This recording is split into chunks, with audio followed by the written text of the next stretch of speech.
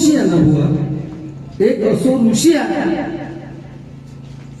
मी तुला प्रश्न घालत नाही. एक मायबाप प्रेक्षक असो ऋषी आहे ज्याने आपल्या मुलीवर सुद्धा, ज्याने आपल्या मुलीबरोबर संभोग करून एका पुत्रात जन्म घातला.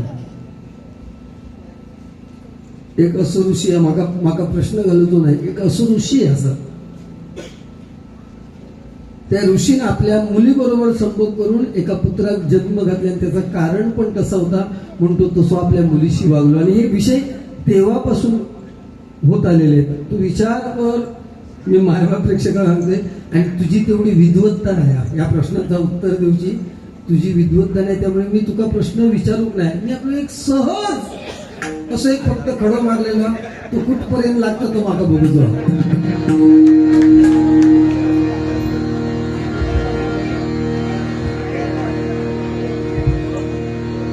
विचार घेतो.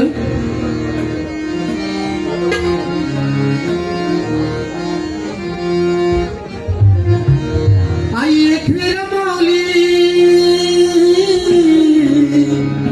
झाली कोल्याची सावली, आम्हा कोली वड्याच्या आकेला धावली. एकवीर माऊली तुझ्यामुळे दिस सोन्याचा उगवला. एकवीर माऊली तुझ्यामुळे दिस सोन्याचा उगवला. आई तुझा डोंगर, आई तुझा डोंगर, आई तुझा डोंगर बघ किती सुंदर रंगाने सजवला. आई तुझा डोंगर बघ किती सुंदर रंगाने सजवला. आई तुझा डोंगर बघ किती सुंदर रंगाने सजवला. रामकृष्ण मुखात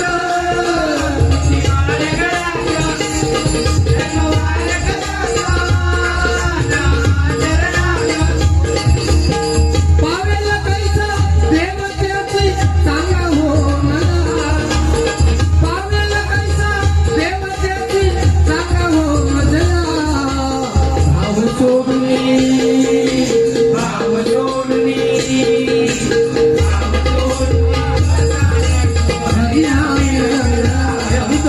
भाव सोडणी स्वार्थाने हरिनामे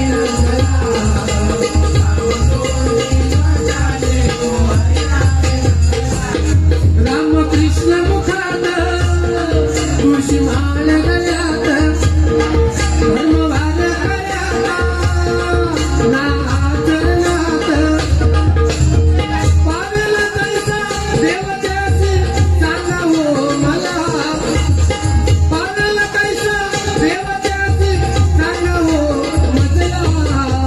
भाव सोडून, भाव सोडून, भाव सोडून स्वार्थाने जो हरिनामी रंगला.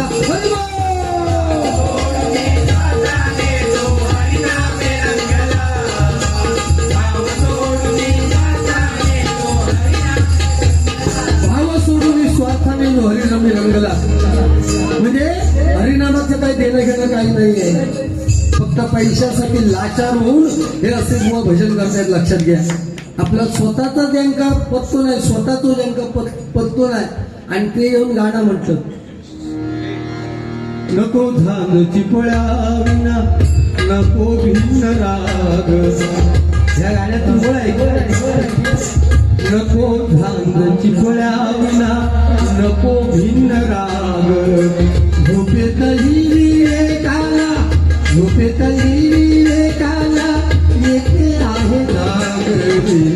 तुझे नाम आले न भावले, तुझे नाम आले अंतरंगी बायंगी मन हरपले. तुझे नाम आले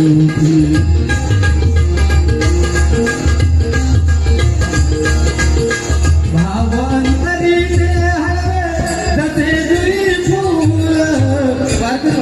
अंतरी भावांतरी हरवे जसे जुई फूल. स्वतःच्या सुगंध, या गाण्याचा अर्थ होता की स्वतःचा सुगंध घे. तू काय घेते स्वतःचा सुगंध? आता घेशील तू दुनियेत सांगू एक सांगू तो स्वतः आधी स्वतः ओळख आणि मग दुनियेसमोर सांग की मणी खिचो 5,000 तुकाला एक चराब झाली आहे 5,000 रुपये देईन बक्षीस 5,000 रुपये देईन पैशाचं माज दिलो का तुका जास्त लय पैशाचं माज उपयोगाचं नाही बुवा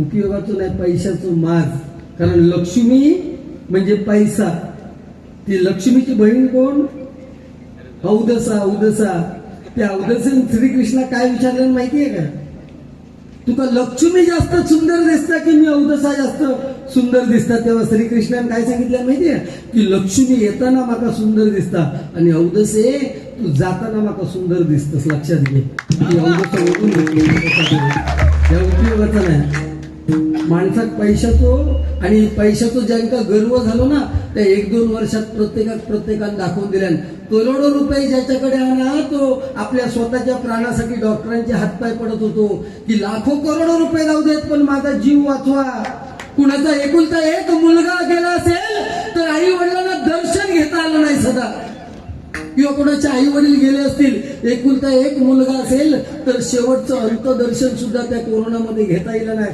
पैसो काय कामाचं नाही म्हणून सांगतोय तुम्ही तुमचं नाव कमवा तुमचं कर्म तुम्हाला उपयोगी येणार आहे तुमचं पैसे तुमचा उपयोगात येणार नाही पैसे काय उपयोगात नाही म्हणून रस्त्याने चालताना असं चाललं पाहिजे की समोरच्या माणसाने राम ठोकला पाहिजे आम्ही रस्त्याने जातो ना तेव्हा लोक प्रेमाने हाक करतो गुंड्या समाधान वाटतं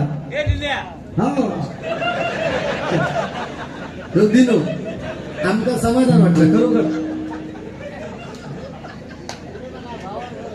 सन्माननीय धुरी बुवा यांच्याकडून प्रदीप वाळके आमचे पखवाजोदक बांधायचे त्यांच्यासाठी 100 रुपये सन्माननीय खडपकर यांच्यासाठी 100 रुपये आणि माझ्यासाठी 100 रुपये पारितोषिक आलेले आहे मंडळाच्या वतीने स्वागत करतोय धन्यवाद म्हणून रस्त्याने चालताना असं चाललं पाहिजे की समोरच्या माणसाने राम ठोकला पाहिजे आणि मरताना असा मरायचा ना की आपलं पोरगो जर मडक्या घेऊन पुढे लागलो आणि मागे वळून बघले तर लोकांच्या डोळ्यात काहीतरी अश्रू दिसाक होईल लक्षात घे तर आपण जगून फायदो व्हा लक्षात घे नाहीतर काय फायदा नाही काय जीवन आपलं नशिवरा अरे आज आहोत आपण इथे बारी केली उद्या तरुण माणूसला येऊ शकता गुंडो गेलो अरे काय बारी करून गेलो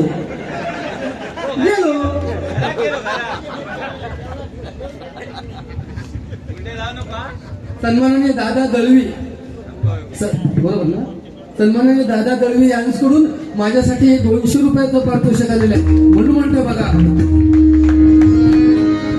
जिंदगी एक किराए का घर है एक दिन बदलना पडेगा 84 लक्ष योजनेनंतर आपल्याला जर मनुष्य प्राण्याचा देह मिळाला ना मायबाप प्रेक्षको तर आपले जन्मदाते आई वडील त्या आई वडिलांच्या डोळ्यात कधी अश्रू येऊ देऊ नका आपल्या आयुष्यात कधी दुःख येणार नाही लक्षात घ्या नाहीतर आजकालची तरुण पिढी बापाचं एक वाक्य आलं ना की कचकन बापाच्या अंगावर फिरतात बापाची बोलण्याची हिंमत नाही मग त्या तरुण पिढीला मला सांगायचंय कधीतरी प्रेमाने आपल्या बापाला प्रेमाने मिठी मारा म्हणजे त्याची पिकलेली गाडी जेव्हा तुमच्या गालाला लागेल ना तेव्हा तुम्हाला समजेल की मी अजून किती लहान आहे नाहीतर बापाचं चप्पल पायात गेलं की मी गेलो मोठं माझे हात चंद्राक लागले पण त्या बापाविषयी कोणालाच काय नाही हो जिकडे तिकडे जावं तिकडे आईवरती कविता लिहिल्या गेल्या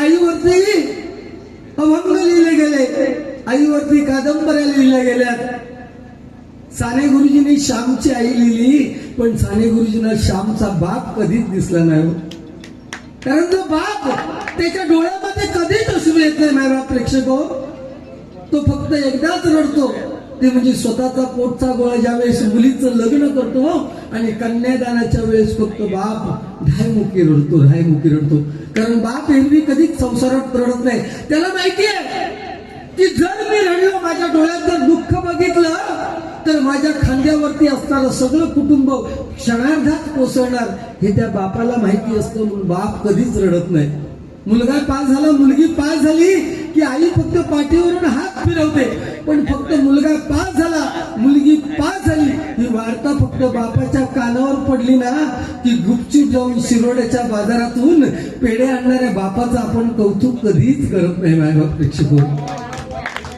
ज्या जिजाबाईने छत्रपती शिवाजी महाराजांना जन्म दिला त्या जिजाबाईचा आपण मोठेपण करतो, पण स्वराज्यासाठी स्वतःच्या पायात आणि हातात बेडं घातलेल्या शहाजी राजांचा कधी उल्लेख करतो का आपण मायबाप प्रेक्षक? ज्या देवकीने श्रीकृष्णाला जन्म दिला त्या देवकीचा आपण मोठेपण वारंवार करतो, पण ज्या वसुदेवानं श्रीकृष्णाचं होतं यमुना नदीच्या पाण्यातून जाताना नाका तोंडातून सुद्धा पाणी जात असताना कोण बोलते, पाणी जात असताना सुद्धा त्या श्रीकृष्णाचं ओझं नेणाऱ्या त्या वसुदेवाचं आपण कधी वर्णन, कौशल्याचा राम पण पुत्र वियोगाने तडफडून मरणाऱ्या त्या दशरथाचा उल्लेख कधी केला का बुवा आपण? तो कर कधीतरी भजनात, म्हणजे तुका महत्व का तू मागापासून उडवतस. हे टिवले बावले खूप बघितले आम्ही, लक्षात ठेव. आज 20 वर्ष भजन करतोय पण तुझ्यासारखं कर्म तरी बुवा अजून माझ्या गावात नाही, लक्षात. असं नाही, असं त्याका एकही शब्द बोलणार नाही. कित्येक जणांचे बुवांचे पण चाहते, इवन मी सांगतो जेवढे बुवा त्यांच्यामध्ये जर चाहतो कोण असत बुवा तर मी वैयक्तिक तुमचं खूप चाहतो असेल, वैयक्तिक तुमचं मी खूप चाहतोय. कारण सांगतो, आजचा काय विषय माहिती नाही पुढे काय होईल, पण वाद्यकर बुवा हजर जबाबी आहे. या मात्र वाद्यकर बुवाचं ज्ञान अध्यात्माच्या बाबतीत खूप मानतोय मी. राजधानी स्वर्ग नको लागायला तो विषय नाही, पण राजधानीच्या बाबतीत ज्ञान आहे. त्याला सकाळचा समजा त्याका आपलं जरी नाही लागलो तरी खायचो तो त्याका मागता, एवढं मात्र नक्की आहे. पण मी काय सांगलं, ऋषी आपल्या मुलीबरोबर संभोग केला आणि मुलगा तुका प्रश्न नाही मुली तू नेलो इतक्या कर्मा विचार करता दोघा तिघांना त्याने बाहेर पाठवले ना बाहेर, नाही तर तो चाळवाचो नाही. ह्या विषयांका हात घातल्याशिवाय तो चाळवणार नाही. आपण ढचं मा, मी कित्येक वेळ हल्ली सांगितलंय, ढचं मा आपण पटकन करू शकतो. जे वाक्य मी बोललो नाही तो माझ्या एक तोंडात घेतो सांगतो गुंड्या तुला असं बोललंस म्हणून. त्याचमुळे कुंभकर्णासारखं रावणाचा भाव 6 महिने झोपाना त्या एका कारणामुळे धचो मा झालो. म्हणजे कुंभकर्ण एवढं जबरदस्त शूर पराक्रमी होतो, त्यानं ब्रह्मदेवाची तपश्चर्या केली आणि ब्रह्मदेवासारख्या तपश्चर्या करून प्रसन्न करून घेतल्या आणि ब्रह्मदेवाने सांगितलं वत्सा माग काय होते. ब्रह्मदेव मागणार, एवढ्या देवांचो देव इंद्रदेव तो घाबरलो, म्हणालो माझ्या खुर्चीत झोपवा, म्हणजे माझ्या इंद्रासनात झोपवा. सरस्वती मातेची आराधना केली आणि सरस्वती मातेक सांगितलं इंद्राने की हे सरस्वती माते, ब्रह्मदेव प्रसन्न झालेला कुंभकर्णात, तेव्हा माझ्या इंद्रासनात झोपवा. तेव्हा तू एक काम कर, त्याच्या जिभेवर जाऊन बस. सरस्वती माता ब्रह्मदेवाकडे मागणं मागत असताना कुंभकर्णाच्या जिभेवर बसली आणि इंद्रासनाच्या बदल्यात निद्रासन मागितलं, निद्रासन. आणि ब्रह्मदेवांनी तसाच तू केले. अरे आम्ही एकमेकाचे भाऊ, स्वतःचे रक्ताचे भाऊ. काही जरा भांडण झालं ना तर एकमेकाचं तोंड जात नाही, पण फक्त लक्ष्मण हे बॉय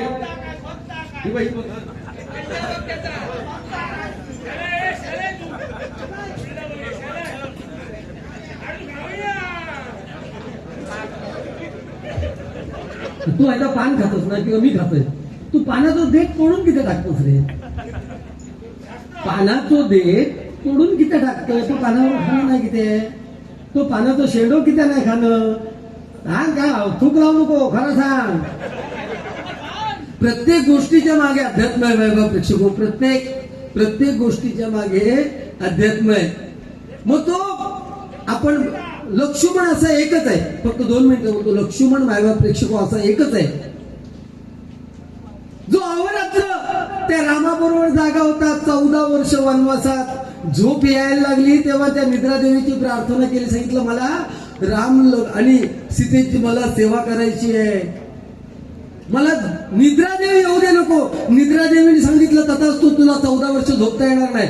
पण तू जर झोपत नसशील तर ही निद्रा तुला कोणाला तरी दुसरीला द्यावं लागेल. त्याने सांगितलं, हो माझ्या अर्धांगिनीला माझ्या बायकोला दे. आणि तिथपासून 14 वर्ष सुमित्रा झोपान रवली.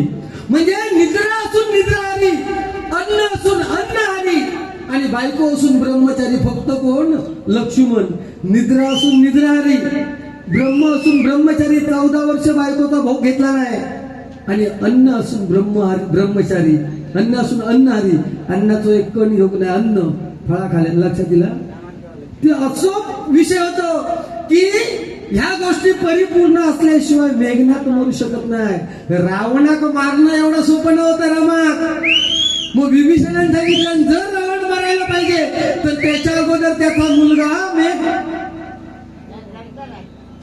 मेघनाथ, म्हणजे इंद्रजित, ज्यांना 14 वेळा इंद्र जिंकले, त्याका मारूचो लागत. आणि त्याका रामा तू मारू शकत नाही. विभीषणाने सांगितले, त्याका मारूचो असत तर लक्ष्मण तू मारू शकता. 14 वर्ष अन्न असून अन्न आणि ब्रह्म असून ब्रह्मचारी, आणि निद्रा असून निद्रारी, त्याच्या मागे त्याचाही हत्या होणार, म्हणजे तो मरणार, मरण पावणार. आणि तो मेघनाथ मेल्यानंतर रामान रावणाचा काम फत्ते केल्यानं लक्षात ठेव. हे गोष्टी सांग, ह्याच्या पलीकडे जाऊन सांग, माका आनंद वाटत. लक्षात ठेव. फेरा 84चा चुकवून, फेरा 84चा चुकवून, फेरा 84चा चुकवून, फेरा 84चा चुकवून, जन्मलासी विचारातून, जन्मलासी विचारातून, जन्मलासी विचारातून, जन्मलासी विचारातून, वचन दिले त्या भगवंताला, झालासी बेईमान, झालासी बेईमान, मुखी नाम देना भगवंत मानेला, मुखी नाम देना भगवंत मानेला, मुखी नाम देना भगवंत मानेला, सत्कर्म करेला गाठी पुण्य पडेला, सत्कर्म करेला गाठी पुण्य पडेला, सत्कर्म करेला गाठी पुण्य पडेला. पावेला कैसा देव त्याची सांग हो मला, पावेला कैसा देव त्याची सांग हो मला. भाव सोडूया, भाव सोडूनी, भाव सोडूनी मनाने तो हरिनामे रंजना, भाव सोडूनी मनाने तो हरिनामे रंजना, भाव सोडूनी मनाने तो हरिनामे. ऐका ऐका हो सारे जण, ऐका ऐका हो सारे जण, ऐका ऐका हो सारे जण, ऐका ऐका हो सारे जण. महाभारताचा प्रसंग, महाभारताचा प्रसंग, महाभारताचा प्रसंग, महाभारताचा प्रसंग. युद्ध सहाया कृष्णाची गेला दुर्योधन, युद्ध सहाया कृष्णाची गेला दुर्योधन, पाठक कृष्णाची गेला दुर्योधन, पाठ बसला चरणावर, पाठ बसला चरणावर, पाठ बसला चरणावर, पाठ बसला चरणावर.